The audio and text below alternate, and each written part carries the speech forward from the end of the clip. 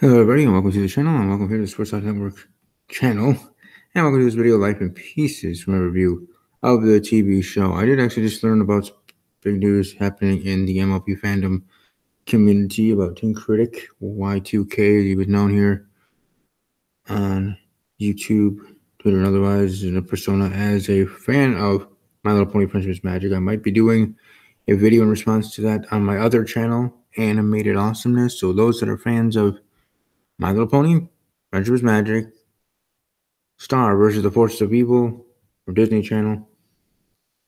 My Little Pony Friendship is Magic is part of Discovery Family,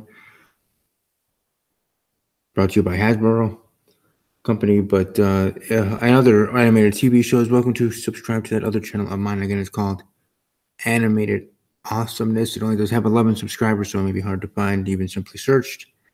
But I'm slowly growing videos over there, so welcome to check that out if you care to, if you want to. But here, as I always do, usually do each and every week, talking about Life in Pieces. Here, season 3, episode 12, specifically today, Toilet Shaving Stuck Fertility, the name of the episode. Again, Toilet Shaving Stuck Fertility, the name of the episode, and each one meaning the name of each story. I don't know what words it's about. As this show, if you haven't already known, Life in Pieces, CBS, 8:30 Central, 9:30 p.m. Eastern, Thursdays on CBS. 4 stories of your family within one each episode, each and every week. And they've been doing it now here for 2 full seasons, 2.5 pretty much, on here. And reading the synopsis here, when Greg and Jen's crazy neighbors invite them to a party, Greg makes up a lie so they can get out of attending.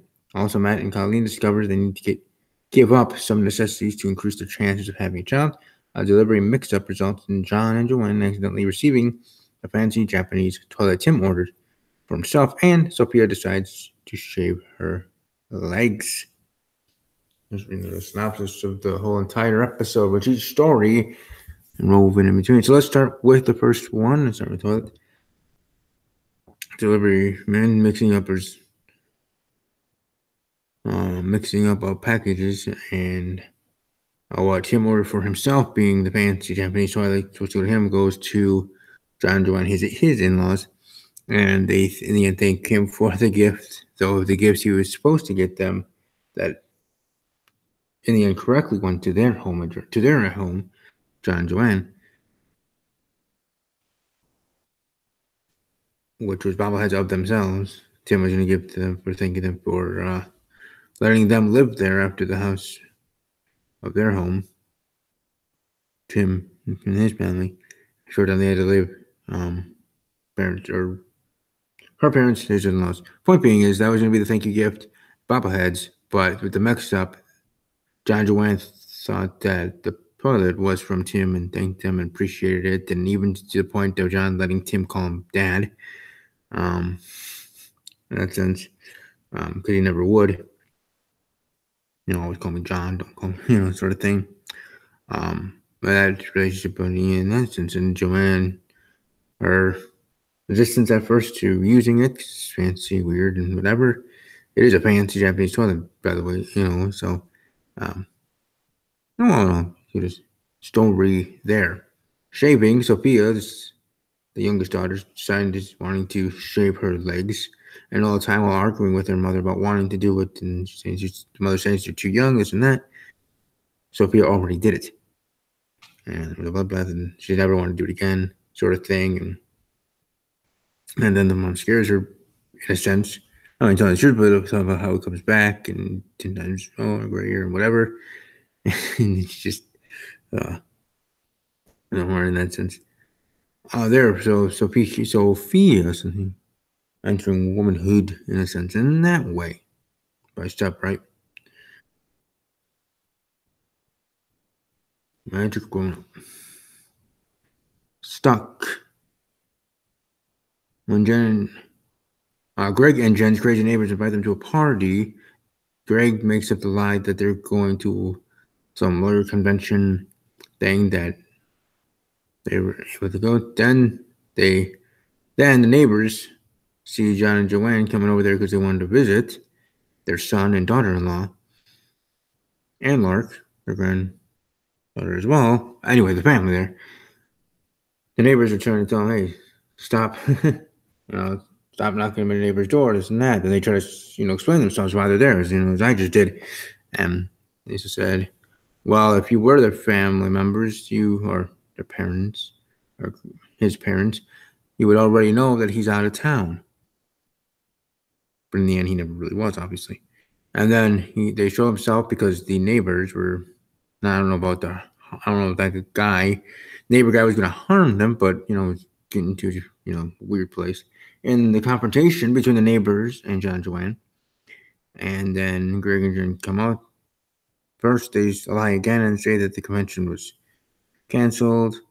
The neighbor confesses of why he was away with the neighbor's dog from a previous episode, which is actually what I like. I like continuality in a show, storylines, and otherwise, even little ones or bigger ones. I mean, this is all a show, and it's all very, very entertaining. So as much as we focus on comedy aspects, because, this show, part of the Comedy Thursday lineup, along with Big Bang Theory, the number one show on CBS, I would say, at least for me and my family, watching each and every week. Number two being Kevin Can Wait, at least for us as a family, not by the numbers of CBS, but for us as a family. Young Sheldon, though, Big Bang Theory, Young Sheldon, Mom, and then here Life in Pieces, and then also SWAT, but more so the first 4 episodes, the first 2 hours of the Thursday. Like I said, my mom has really enjoyed SWAT, that show. And who knew that it's actually a remake its own right, like other remakes and reboots. Gilmore Girls came back on Netflix. Charmed is coming back. Seems like with a different cast, right? Whatever. Fuller House has been back for 3 seasons on Netflix and otherwise. So Roseanne's coming back on ABC. If you want to call it a continuation, American Idol is continuing, going from Fox to ABC now, I think. I think that's where it went. Not NBC, but ABC. But anyways, back to Life in Pieces. Fertility. Colleen and Matt discovering they need to give up some necessities to increase their chances of having a child. Some of the things they had to give up. And talk about it, kind of psyching themselves out as well during it. So very, again, entertaining, funny. I think the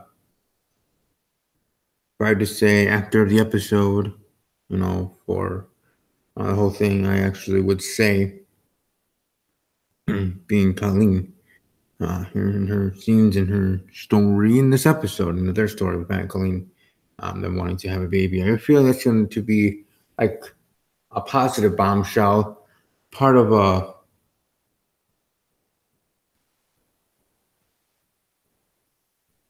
that arc, or not arc, bridge between season 3 and season 4, being the end of season 4 finale. What I'm trying to say, cliffhanger. That's what I was looking for. Part of the cliffhanger, a positive cliffhanger, of if she's pregnant or not, sort of thing. Like at that moment or whatever, I have to wait. Kind of like on another TV show that I loved that's no longer with us, from ABC actually, Castle. In one of the seasons when Castle proposes to Beckett. And then you have to wait many months to the start of the next season, the next season's premiere. I mean, she says yes or no, and that being the whole tagline, and promoting it, and that being the big cliffhanger. And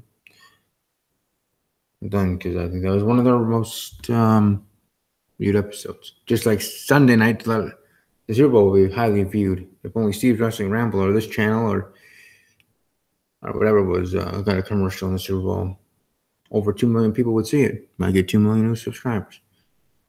Probably not, but hey, getting word of mouth out there always helps for this channel, any channel, for anybody who's already halfway growing or trying to grow like me from the bottom.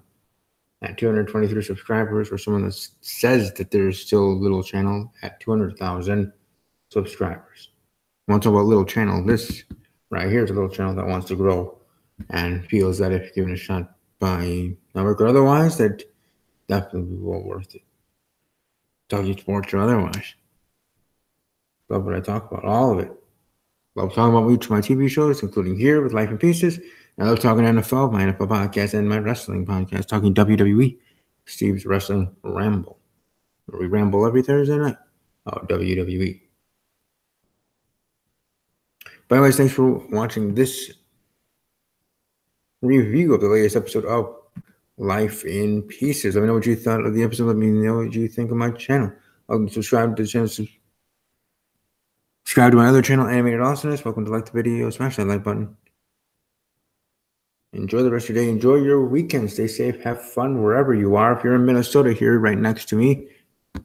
Here, not right next to the Badgers. Here, right next to Wisconsin. Our neighbor to the west, Minnesota, hosting the Super Bowl.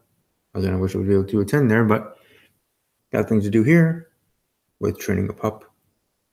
We got here a couple weeks ago, January 18th to be exact. And going from there, look at this. She's actually sleeping right now. Our puppy dog. A coonhound tree walker is the name of our dog.